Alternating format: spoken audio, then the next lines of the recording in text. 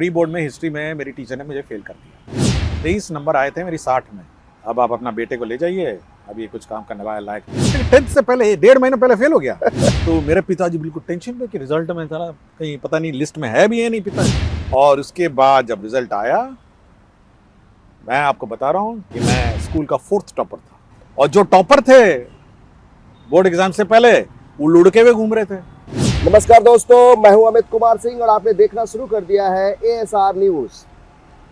आज हम बात करेंगे शिक्षा जगत से जुड़ी हुई, बात करेंगे उन बच्चों के बारे में कि आखिर किस तरीके से बच्चे तनाव मुक्त होकर अपनी परीक्षा दें। बोर्ड के एग्जामिनेशन है, कई सारे एग्जामिनेशन सामने हैं, तो सवाल ये है कि आखिर उनको सही सलाह कौन देगा। एक ऐसे गुरु की जरूरत है जो सही सलाह दे ताकि बच्चे तनाव मुक्त होकर परीक्षा दें। हमारे साथ इस पर बात करने के लिए, चर्चा के लिए जाने माने और चेहरा आप पहचान रहे होंगे, एस सिद्धार्थ साहब है। सर बहुत बहुत स्वागत है सर आपका। और वरिष्ठ सहयोगी संजय कुमार जी हैं।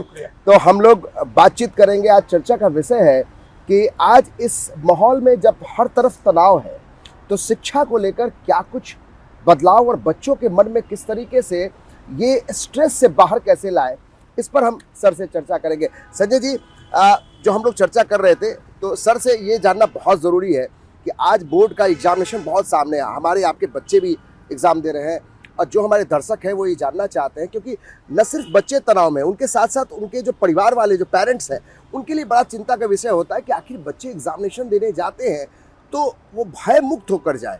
तो सर पहला सवाल यही होगा हमारा और संजय जी का कि सर किस तरीके से आप अपने अनुभव के आधार पर बच्चों को कैसे वो एक पॉइंट्स बताएं कि वो बच्चे जो है वो परीक्षा हॉल में जाने के पहले अपने आप को इतना आत्मनिर्भर, आत्म स्वावलंबी बना दें कि वहाँ जाए तो फिर परीक्षा जो क्वेश्चन पेपर है उसको आसानी से सॉल्व करें, कोई तनाव नहीं हो।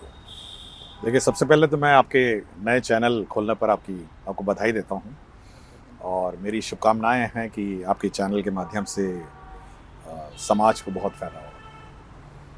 जहाँ तक रही परीक्षा की बात है, देखिए मैंने परीक्षाएं बहुत सारी दी हैं। मैंने 10th की दी, फिर 12th की दी, IIT में तो हर बार परीक्षा ही होती थी, फिर IIM अहमदाबाद, फिर IAS की भी परीक्षा ही दी। देखिए आज के दिन में इतना दबाव इसलिए बनता है कि लोग सोचते हैं कि अब नंबर लाने हैं। पहले हमारे ज़माने में फर्स्ट डिवीज़न आ जाना बहुत बड़ी बात थी। और मुझे याद है कि मेरे स्कूल में जब फर्स्ट डिवीज़न की लिस्ट आई थी तो 4 ही लोग थे हम लोग जो फर्स्ट डिवीज़न लाए थे।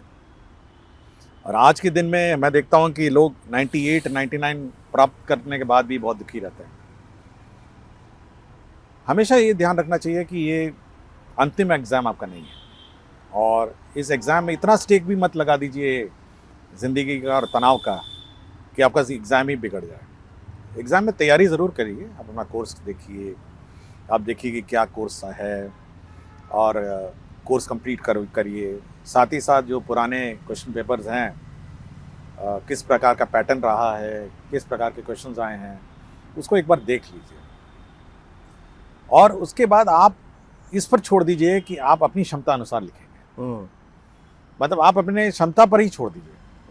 मुझे याद है जब मैं 10th में था, मैं ये वाक्य मैंने किसी को बताया नहीं बात, कि जब प्री बोर्ड की एग्ज़ाम थी स्कूल में, तो मैं प्री बोर्ड में हिस्ट्री में मेरी टीचर ने मुझे फेल कर दिया। अच्छा। और मुझे आज फेल कर दिया। 23 नंबर आए थे मेरी 60 में। 60 करके था। सोशल स्टडीज़ जो था 3 भाग में था, इसमें हिस्ट्री था, ज्योग्राफी था और एक सिविक्स था, तो सब में 60 थे। तो जो टीचर थी उसने मुझे प्री बोर्ड में फेल कर दिया हिस्ट्री में और 23/60 था। मेरे पिताजी को बुलाया गया और कहा गया कि अब आप अपना बेटे को ले जाइए, अब ये कुछ काम करने वाला लायक नहीं है।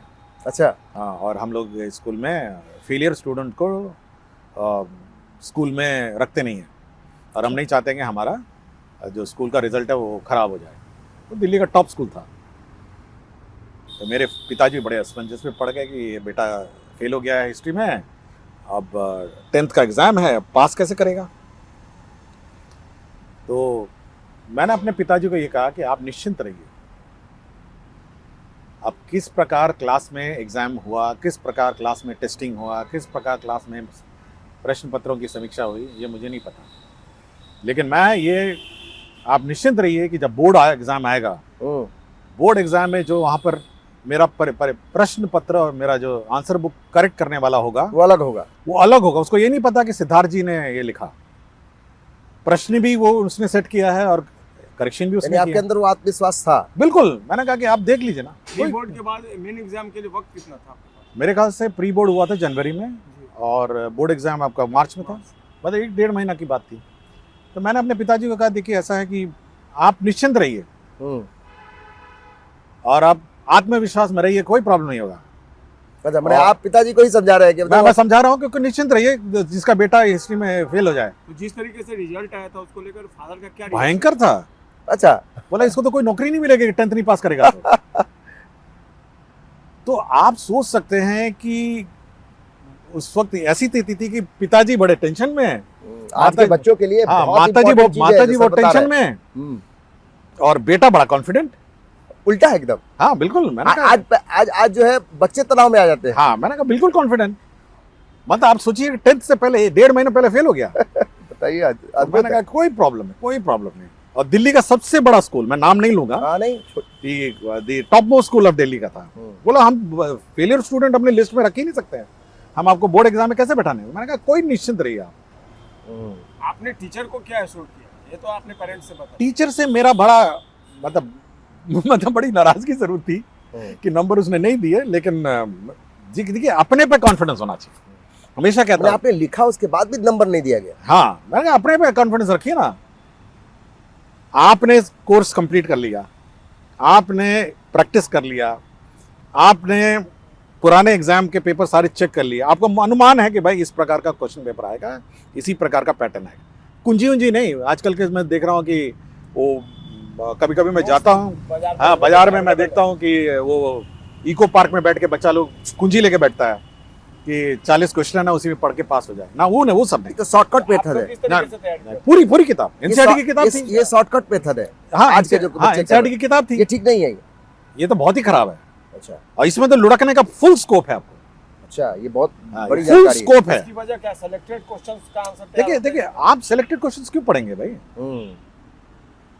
तो मैं अपनी कहानी खत्म करता हूँ। हाँ, उसके बाद बिल्कुल। क्या हुआ कि जब मैं बोर्ड एग्जाम आया, तो बोर्ड एग्जाम आया तो मेरे पिताजी बिल्कुल टेंशन में कि रिजल्ट में चला कहीं पता नहीं लिस्ट में है भी है नहीं पिता। और उसके बाद जब रिजल्ट आया, मैं आपको बता रहा हूँ कि मैं स्कूल का 4th टॉपर था। अरे वाह, उसमें कितने हिस्ट्री marks में आए? कितना मार्क्स? 88% मार्क्स थे मेरे। हिस्ट्री में? 88 Overall? Social studies social study में? 88% मार्क्स थे मेरे। सोशल स्टडीज में? यस, जिसमें कि उन्होंने 23 नंबर दिए थे। 23 नंबर 60 में। वो तो एक पार्ट था ना, वो तो अलग अलग नहीं आता, जब टोटल आता हो तो 88% था, मुझे आज भी याद है। पहला रिएक्शन क्या था पिताजी और का? उसके बाद 135 था मैथ्स में आउट ऑफ 150।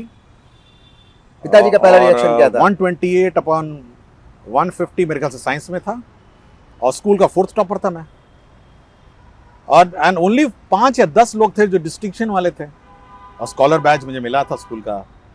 और उसके बाद जो स्कूल ने फिर ऐसे एक सेक्शन में मुझे एडमिट किया जहाँ पे सारे टॉपर्स एक जगह, जिसको कहते हैं एबिलिटी सेक्शन में, कि हमारे होनहार वीरवान बच्चे जो है, जो भविष्य बहुत अच्छा है इनका, उज्जवल है। आपका रिजल्ट जो टीचर का ये रिएक्शन था, प्रिंसिपल का था, कोई बोलने के लिए तैयार ही नहीं था, कोई बात करने के लिए तैयार ही नहीं था। किसी को आश्चर्य हो गया ना, क्योंकि और जो टॉपर थे बोर्ड एग्जाम से पहले वो लुढ़के हुए घूम रहे थे। बिल्कुल सर, हम इसी पर आते हैं। जो मौजूदा परीक्षा प्रणाली है, जो ये सिस्टम चल रहा है एग्जाम का, तो क्या ये रियल में जो नॉलेज देखिए है, मैं ये कहता हूँ कि बोर्ड एग्जाम जो होता है वो बहुत फेयर होता है। इस पर किसी स्टूडेंट को भी शक नहीं करना चाहिए और किसी अभिभावक को भी शक नहीं करना चाहिए। टर्निंग पॉइंट भी होता है बच्चों और के लिए। टर्निंग पॉइंट भी होता है। और बहुत लोग बोले हैं, मेरे ख्याल से मैं नहीं, इससे पहले भी बहुत सारे यूट्यूब पे बोले हैं कि भाई वहाँ पे बिल्कुल ट्रांसपेरेंट होता है, और किसी का चेहरा, किसी का मतलब बैकग्राउंड या किसी का कुछ नहीं देखा जाता है। आपकी उसके पास केवल आपकी परीक्षा का नोटबुक रहता है, और उसी को एवेलुएट करता है, उसी का नंबर आता है। लेकिन एक ही परीक्षा से क्या छात्र का पूरा भविष्य ये तय ये हो ये सकता है। ये नहीं हो सकता, ये नहीं हो सकता, ये नहीं हो सकता। ऑब्वियस है, ये तो बिल्कुल स्पष्ट है। हो सकता है 10th में उसके खराब नंबर आए, 12th में टॉप कर जाए, ये 12th में बहुत अच्छे नंबर आ जाएं। तो ये कहना कि भाई एक ही परीक्षा है, और मेरे ख्याल से सीबीएसई काम भी इस पर कर रही है, मेरे ख्याल से कि मल्टीपल एग्जाम्स का। सर आपने एक बड़ी जानकारी जो दी, आपने अपने जीवन के बारे में जो चर्चा ये मैंने की। किसी चैनल में पहली नहीं कहा, बार मैंने ये कहा कि पहली बार है जब एस सिद्धार्थ सर ने इस बात का अब खुलासा कर रहे इस हैं। बात का खुलासा किया है, और ये बात इसलिए वो बता रहे हैं।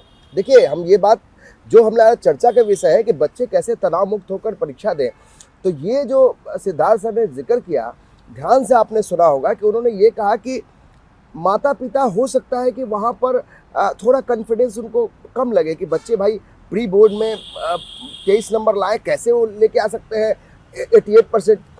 लेकिन बच्चों को अपने आत्मविश्वास का क्या सीख मिलती है, क्योंकि आप देखिए ये सिद्धार्थ सर कहाँ पे हैं अभी, जिस जगह पे है, यहाँ पे पहुँचने के लिए बहुत लोगों को कितना वक्त बिताना पड़ता है, कितना वक्त इन्होंने बिताया है। और सर ने क्या कहा कि भाई हमारा आत्मविश्वास है वो डगमगाया नहीं। प्रिंसिपल से लेकर क्लास टीचर से लेकर और पेरेंट्स तक सबको ये, किसी को विश्वास नहीं था, लेकिन इनका आत्मविश्वास जो था उनको इस जगह पे पहुंचाता है। संजय जी, ये एक बड़ी चीज है, बिल्कुल, बिल्कुल, और आज के बच्चों के लिए मुझे लगता है कि ये समझना होगा कि आज जो ये इंटरव्यू हम कर रहे हैं सर का मकसद भी यही है कि जिन बच्चों का, हमारे आपके बच्चे जो हैं, जो हमारे दर्शकों के जो लोग देख रहे हैं, इस टॉपिक का मकसद यही है कि बच्चे जो हैं वो किस तरीके से आत्मनिर्भर, आत्मसम्मान, आत्मविश्वास इंपॉर्टेंट है। और सर ने जो जिक्र किया, आपने जीवनी के बारे में बताया, उसमें आत्मविश्वास के दम पर ही आज यहाँ तक पहुंचे हैं। न सिर्फ बोर्ड पास किया, 88% नंबर लाया, बल्कि आज जो चौथे नंबर पे वहाँ पे पहुंचे, माने बेस्ट ऑफ 5 में इनका स्थान था, स्कॉलर थे, तो वहां से यहाँ तक की सीढ़ी जो तय किया है इन्होंने, मुकाम पाया है, इसके पीछे सबसे बड़ा, अगर मैं गलत नहीं कह रहा हूँ, सर से हम इस पे कंसेंट लेंगे, क्या हम गलत नहीं है सर, तो ये आत्मविश्वास ही आपका यहाँ तक लेकर पहुंचाता है आपको? देखिए, मैं बड़ा आत्मविश्वास भरा छात्र रहा, और मुझे ये फर्क ही नहीं पड़ा कि वो टीचर कैसे नंबर देते हैं, मुझे क्या फर्क पड़ा भाई। किसी को ब्लेम भी नहीं कर रहे आप? मैं किसी को ब्लेम भी नहीं कर रहा हूँ, यानी बच्चों को भी ब्लेम नहीं करना? नहीं, ना पेरेंट्स को ब्लेम करना है, ना किसी को नहीं ब्लेम कर रहा हूँ। देखिए, अगर आपको पता है कि आपने कोर्स पूरा कर लिया है, और आपको पता है कि मैं आपने एग्जाम की तैयारी पूरी कर ली है, और आपने पुराने रिविजन्स भी अच्छी तरह कर लिए हैं, तो किस बात का डर, मतलब किस बात का डर? आप जाइए, एग्जाम अच्छी तरह लिखिए, तनाव मुक्त लिखिए, और जितना आप तनाव मुक्त लिखेंगे एग्जाम, उतना रिजल्ट अच्छी तरह आएगा। सर, ये आप कब की बात कर रहे हैं? साल कौन सा? ये मेरे ख्याल से 81 की बात है, 1981 के। और अभी 2026 में हम पहुंचे हैं। हाँ। पहले और अब में कितना ज्यादा चैलेंज बढ़ा है, not only for a student, teacher के एस्पेक्ट से भी अगर देखा जाए तो चैलेंज वही है कि नंबर थोड़ा वही 98 99 वाला भी हिसाब किताब हो गया है। अच्छा, पहले प्रेशर था आप लोगों पर माता पिता का?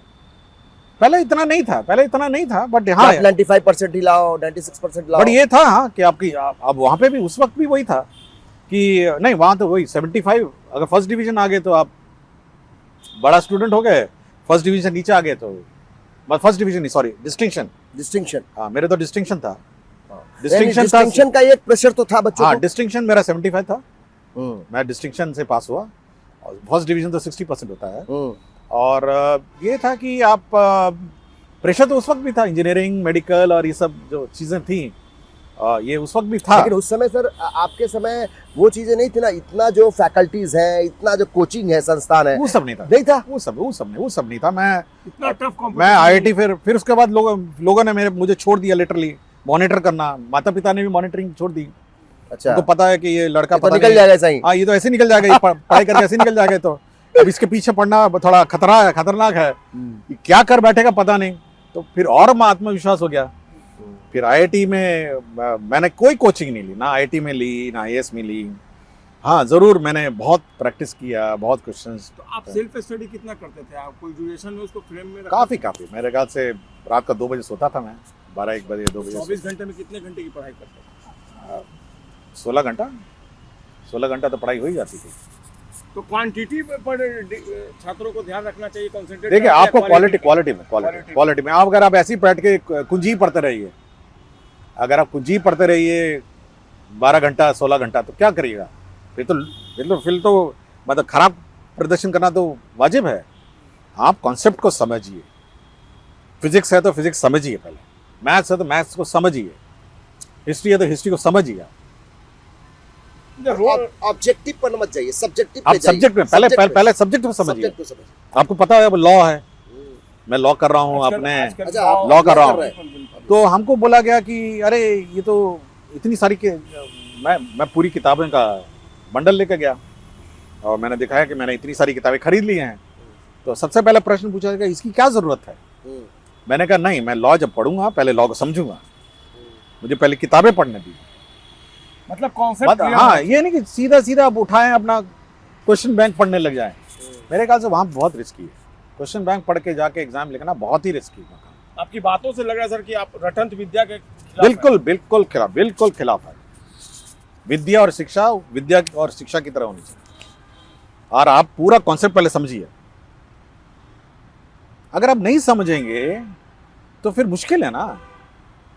तो ये जो लॉ के प्रति आपकी अभिरुचि जगी है, इसका मकसद क्या है? आगे चलकर क्या करना है आपको? केवल जानकारी के लिए या फिर आगे आपने सोचा? नहीं, पब्लिक इंटरेस्ट है, बहुत सारे पब्लिक इंटरेस्ट है। मैं कोई सिविल और लीगल क्रिमिनल डिस्प्यूट हो ना, लेकिन पब्लिक इंटरेस्ट लिटिगेशंस हैं, आम जनता के लिए बहुत सारे लिटिगेशंस हैं, तो मैं टेकअप करूंगा। किसी ने कहा है, शुरू से ही इस बात को कहते रहे, चाहे हमारे माता पिता, आपके माता पिता भी कहते रहे, पढ़ाई का कहीं कोई अंत नहीं होता कोई है। अंत नहीं। तो आप जो पढ़ रहे हैं, आप मैं पायलट बना आपको 58 ईयर में। अच्छा, 58 ईयर में हवाई जहाज उड़ाना सिखाया।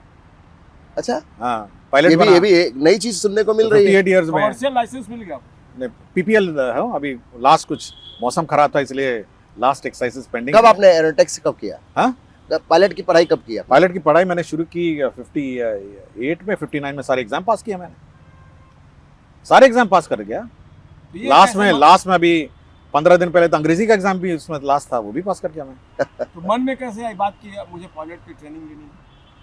बचपन का सपना है, बचपन का सपना था ऊंची उड़ान। ऊंची उड़ान कि मैं कि पायलट बनना, मतलब हवाई जहाज उड़ाना चाहिए, और लेकिन मन में बैठा रहा।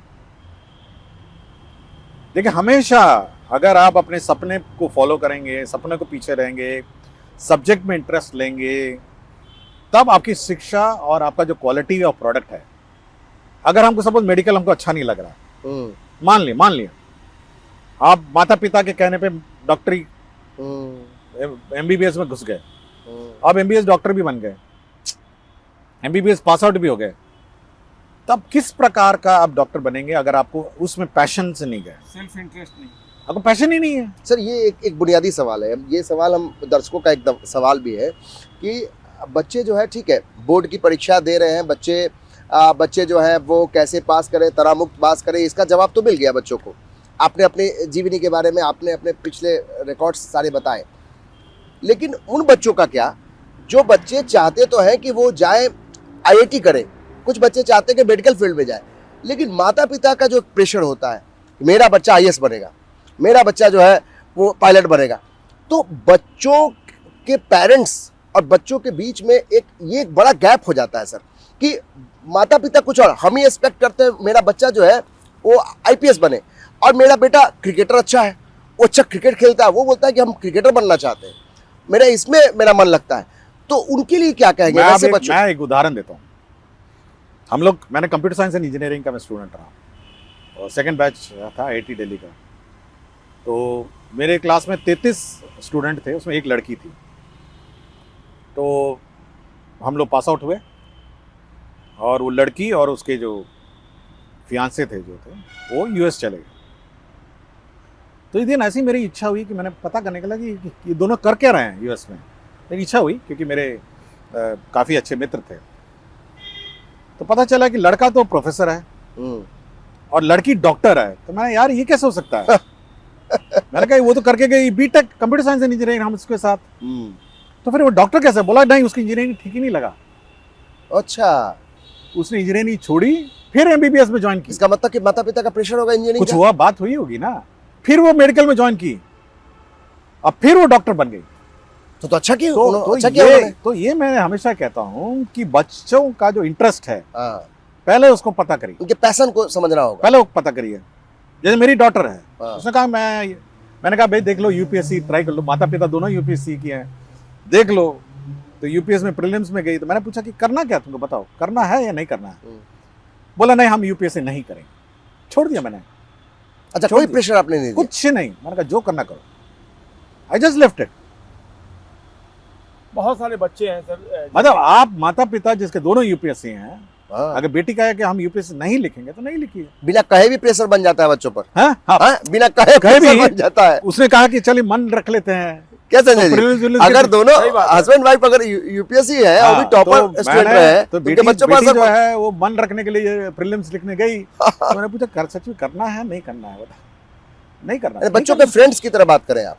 करना है, नहीं करना है, मतलब जो आपकी इच्छा हो, हम्म, जो इच्छा हो। इसी पर सर आते हैं, बहुत सारे बच्चे हैं उनको प्रेशर में माँ बाप अपनी इच्छा थोप देते हैं कि आपको ये करना है। मैं घटना के जो राजस्थान में आजकल बहुत सारे लड़के कोटा चले जाते हैं, वहाँ आए दिन बहुत सारी घटनाएं सामने आती हैं अनफॉर्चुनेट। उन घटनाओं से सोसाइटी पर भी इम्पैक्ट पड़ता है और तमाम तरह के सवाल होते हैं। तो एज ए गार्जियन एक अभिभावक को क्या करना चाहिए? बच्चों पर जबरदस्ती अपनी इच्छा थोपनी चाहिए, उनको छोड़ देना चाहिए? आप खुद से जो देखिए उनको ऑल्टरनेटिव बच्चों को गाइड करना चाहिए, और मेरा अपना विचार है कि उनको गाइड करना चाहिए कि भाई कि ये ऑप्शंस ओपन है और ये चीज़ें हैं जो आप कर सकते हैं। तो बच्चा बताएगा कि मुझे ये करना है, कोई कहेगा हमको गाना ही गाना है, कोई कहेगा क्रिकेटर बनना है, कोई कहता मैं डांसर बनना है। तो बच्चों को समझाना चाहिए कि भाई ये कैरियर में अगर क्रिकेटर बनोगे तो इतना टफ है, ये करना है। फिर कहेगा डांसर बनना तो ये है। अगर उस बच्चे ने ठान ली है कि वो क्रिकेटर ही बनेगा तो अब क्या कर लेंगे? जैसे आपने उदाहरण दिया वो जो जिन महिला ने हाँ, इंजीनियरिंग हाँ। किया उसके बाद वो फिर मेडिकल लाइन में आ गई, क्योंकि यानी बच्चा आज वो भले आप उसको जबरदस्ती आईआईटी करवा वो लीजिए, फिर क्रिकेट खेल लेगा जाके, फिर क्रिकेट खेलेगा वहाँ फिर भी। जाके क्रिकेट खेलेगा, यानी उसका पैशन वहाँ फिर है। वो कॉलेज जाएगा फिर क्रिकेट खेलने लग जाएगा, फिर वो कॉलेज जाएगी ये एक अलग गाना गाने प्रेशर- गई, ये फिर बच्चों पर अलग प्रेशर आप लोग थोपते हैं गार्जियन। जैसे हमारा आईएएस में याद होगा, एक आईएएस वाला अपना नौकरी छोड़ दिया, कहा हम सिंगर बनेंगे। अब क्या याद होगा ना, मेरे ख्याल हाँ, से 1.5 साल पहले वो हिंदुस्तानी क्लासिक गाता है। हाँ, हाँ, तो आईएएस नहीं है, मैं नहीं करूंगा, मैं गाना गाऊंगा, नौकरी छोड़ के आईएएस सिंगर बन गया। अच्छा ये भी आप समझिए सर, एक वाक्य ये भी बता रहे हैं कि इन्होंने यूपीएससी के अलावा इन्होंने पायलट की डिग्री भी है इनके पास, तो आखिर ये मन में तो होगा ना कि भाई मुझे पायलट भी बनना है। हाँ, बनना है। तो आप ये मत समझिए, कोई भी गार्जियन अगर ये सोच रहा है कि हमारा बच्चा आईपीएस आईएएस और डीएम कलेक्टर बने, नहीं, जो डीएम कलेक्टर सब कुछ बन के भी उनके बाद भी इनके मन में है कि पायलट बनना है, और पायलट बन, यानी आप कहीं किसी को थोपिए मत, अपने बच्चों को उनकी अपनी जिंदगी जीने दीजिए। क्या सर ये है ना? हाँ, उनको मतलब अपनी जो जिंदगी जो जीने उसकी इच्छा हो, जो उसकी इच्छा हो, जो उसकी इच्छा हो, आप पहले उसको स्टडी करिए और बच्चे को आप प्रोज एंड कॉन्स बताइए। आप बताइए बच्चों को कि भाई ये इसके प्रोज है, इसके कॉन्स हैं, ये है। और मैं हमेशा देखता हूँ, मैं बैडमिंटन जब खेलने जाता हूँ, मैं देखता हूँ बहुत अच्छे अच्छे घर के अच्छे अच्छे लोग हैं जो अपने डॉटर्स एंड सन को क्रिकेटर बैडमिंटन प्लेयर बनाना चाहते हैं। और मुझे बहुत अच्छा लगता है जब वो बच्चे माता खेल पिता की आते तरफ हैं, झुकाव उनका हाँ, बच्चों कि बैठते हैं और बैडमिंटन का खिलाते हैं बच्चों को। और देखिए बहुत सारे जज साहब भी लोग हैं जो अपने डॉटर्स को बैडमिंटन का ट्रेनिंग देते हैं। मुझे बहुत अच्छा लगता है कि कम से कम वो उसके पैशन को समझते हैं, उसके इंटरेस्ट को समझते हैं और कोशिश करते हैं कि वो अच्छा करें। एक सर, चीज़- सर शिक्षा पे सुधार को लेकर बिहार की शिक्षा व्यवस्था की थोड़ी बात कर लेते हैं। आप लगातार ग्रामीण इलाकों में जो स्कूल थे वहाँ जाते थे, विजिट करते थे, इंस्पेक्शन करते थे। ग्रामीण क्षेत्र में जो शिक्षा की व्यवस्था है पहले से कितना आप मान रहे हैं कि गुणात्मक सुधार हुआ है बिहार के कॉन्टेक्स्ट में? देखिए बहुत सुधार हुआ है। और सबसे पहले तो जो टीचर्स की बहाली हुई है, बीपीएससी से जो बहाली हुई है, बहुत ही आउटस्टैंडिंग टीचर्स हैं। मतलब इतने अच्छे टीचर्स हैं, इतने तो आपके प्राइवेट स्कूल में नहीं मिलेंगे, और बहुत ही कमिटेड हैं। और जो बाकी नियोजित सक्षमता पास हैं उसमें भी बहुत अच्छे टीचर्स हैं। मैंने बहुत सक्षमता पास टीचर्स मैंने से इंटरेक्ट किया, वो भी बहुत अच्छे टीचर्स हैं। इसलिए क्वालिटी ऑफ टीचर्स इम्प्रूव हो गए हैं। और जो डिपार्टमेंटल इंस्ट्रक्शंस हैं उसको बहुत ही मन से फॉलो करने का वो इच्छा भी हो गई है। और अटेंडेंस ऑफ टीचर्स है, लेकिन थोड़ा सा अभी भी वो चैलेंज है जो स्टूडेंट का अटेंडेंस को लेके है। स्टूडेंट का मेरे समय ये इश्यूज़ था कि लोग कोचिंग में बच्चों को भेज देते थे, स्कूल में भेजते, तो वो अभी भी इशू मेरे ख्याल से डिपार्टमेंट कुछ कर रहा होगा इस पर। बट क्वालिटी ऑफ एजुकेशन जो है वो इम्प्रूव कर गई है, इंफ्रास्ट्रक्चर इम्प्रूव कर गया है। कोचिंग सिस्टम क्या अभी भी बाधक है बेहतर शिक्षा व्यवस्था में? यस, मैं हमेशा ये मानता रहा हूँ। मैं मानता रहा हूँ कि कोचिंग एक शॉर्टकट टू एजुकेशन है। मैं तो उसको एजुकेशन मानता भी नहीं हूँ। कुंजी है, कुंजी जो मतलब कुंजी नहीं होता है जो, वो बिल्कुल शॉर्टकट है। शॉर्टकट नहीं हो सकता ना, अब शिक्षा शॉर्टकट नहीं हो सकता है। शिक्षा एक प्रक्रिया है, उस प्रक्रिया से आपको गुजरना पड़ेगा। लेकिन इसमें केवल कानून बना देने से नहीं होगा। अगर लॉ इम्पोज कर दीजिए तो उससे कुछ नहीं होगा। खुद जो गार्जियन है, गार्जियन को सोचना है और टीचर दोनों को सोचना है। मुझे याद है गर्दीनी में गर्ल्स हाई स्कूल में मैं गया था, तो 2 लड़कियां सो रही थी बेंच पे। तो मैंने कहा इसको क्या हो गया, बीमार तो नहीं है? तो कहने लगी नहीं सर, ये तो सुबह सुबह 6 बजे उठती है, पहले कोचिंग जाती है, तो 6 बजे या 5 बजे उठती है, 5 बजे उठती है, 6 बजे उसका कोचिंग शुरू होता है। कोचिंग उठ के सर 9 बजे आई है, 3 घंटा कोचिंग करके आई है, तो उसका क्या एनर्जी बचेगा? बेचारी सो रही है बेंच पे। तो गार्जियन को भी सोचना है कि भाई आपको थोपना नहीं है, शिक्षा एक प्रक्रिया है और ये शिक्षा प्रक्रिया आप समझना चाहिए। लेकिन शिक्षा विभाग जो है लगातार इस तरीके का आदेश जो है वो निकालता रहा है, लेकिन इसके बावजूद कोचिंग सिस्टम पर पूरी तरह कंट्रोल नहीं पाते क्यों नहीं सरकार। हो जाएगा। मेरे विचार से कोशिश है, मतलब ये केवल समय की बात है, बट मेरे ख्याल से ये हो जाएगा। बिहार में आने वाले दिनों में जो एजुकेशन सिस्टम है, आप लोग लगातार गुणवत्तापूर्ण शिक्षा का दावा करते रहे बिहार में, अभी भी क्या सुधार की गुंजाइश है या बेहतर तरीके से? कहाँ पे सुधार की देखिए हर सिस्टम में सुधार की गुंजाइश है और मेरा अपना ये मानना है कि टीचर्स को और ट्रेनिंग, लगातार ट्रेनिंग होनी है। हम लोगों ने ट्रेनिंग की प्रक्रिया शुरू की थी, लगातार ट्रेनिंग की है और नए जो आयाम है शिक्षा के, उसको इंट्रोड्यूस करना है। और एक बहुत इंपॉर्टेंट एस्पेक्ट है जो मेरे टाइम में शुरू तो हुआ था, बट मैं उसका आगे फिर फॉलो नहीं कर पाया, वो है स्किल ट्रेनिंग इन स्कूल्स। मतलब बच्चों को हुनर सिखाना स्कूलों में, 8th क्लास से, 9th क्लास से, 10th से, ये हुनर स्किल ट्रेनिंग इन स्कूल्स ये बहुत महत्वपूर्ण सिखाया जाएगा तो आगे चलकर। हाँ, ये न्यू एजुकेशन पॉलिसी में भी ये बहुत महत्वपूर्ण अंग है कि हर बच्चा जो शिक्षा के साथ बाहर पास आउट हो, हुनर के साथ भी पास आउट हो, और ये एक बहुत महत्वपूर्ण अंग है। और मेरा विचार है कि इस पर बहुत ही फोकस तरीके से काम करने की आवश्यकता है। सर, आज जो केंद्र सरकार ये जो योजना है, बिहार सरकार MSME योजना जो है, ये सारी चीजें बाद में आकर जो लोग सीखते हाँ, ये हैं, ये सारी 8th 9th 10th 11th 12th जो है, तो ये बच्चा एक बार ओरिएंटेड हो जाएगा। ये इम्प्लीमेंट नहीं हो रहा है अभी। नहीं, अब शुरू है, मतलब शुरू है, बट इसको एक थोड़ी रफ्तार और पकड़नी चाहिए। और मेरे विचार से एक स्किल ट्रेनिंग इन स्कूल जो है बहुत महत्वपूर्ण है, मतलब बच्चों के बेहतर भविष्य बहुत के लिए। बहुत बहुत बहुत। आज बिहार में शिक्षा विभाग का बजट सबसे ज्यादा है, दूसरे विभाग से कंपैरेटिवली अगर देखा जाए तो क्या लगता है आने वाले दिनों में और क्या क्या करने की गुंजाइश है बिहार में? मैंने आपको बोला था ना, अब स्किल ट्रेनिंग एक बहुत महत्वपूर्ण अंग है, सबसे ऊपर में बहुत वही है। नंबर 1 मैं अगर कहूँगा, एक तो क्वालिटी ऑफ एजुकेशन, जो जनरल क्वालिटी ऑफ एजुकेशन है, और दूसरा स्किल ट्रेनिंग इन स्कूल्स, ये बहुत महत्वपूर्ण है। क्योंकि ऐसा नहीं है कि हम लोग सभी को 12वीं पास करके ग्रेजुएट बना दें या उसके बाद सभी को MA करा दें, लेकिन हम लोग का सिस्टम में अभी भी जो स्किल्ड मैन पावर और मैन फोर्स जो है वो अभी जनरेट करना है। और हम लोग सर ये बीच में रोक रहे हैं सर, अभी मान लीजिए सरकारें जो चुनाव होता है तो सरकार बहुत सारे वायदे करते हैं, और चाहे वो केंद्र हो बिहार हो, तो उसमें इस बात के रोजगार की बात होती है। तो आप जो बात कह रहे हैं स्किल डेवलपमेंट की, स्किल एजुकेशन की, तो इसमें बहुत फायदा होगा, क्योंकि आप सबको तो सरकारी नौकरी नहीं दे सकते। देखिए जैसे अभी सरकार अब उद्योग लगाने की का रफ्तार बढ़ाया है और विभिन्न जगह उद्योग लग रहे हैं। जैसे ही उद्योग लगेंगे आपको स्किल्ड मैन पावर चाहिए, बस वही तो कहाँ से लाएंगे आप?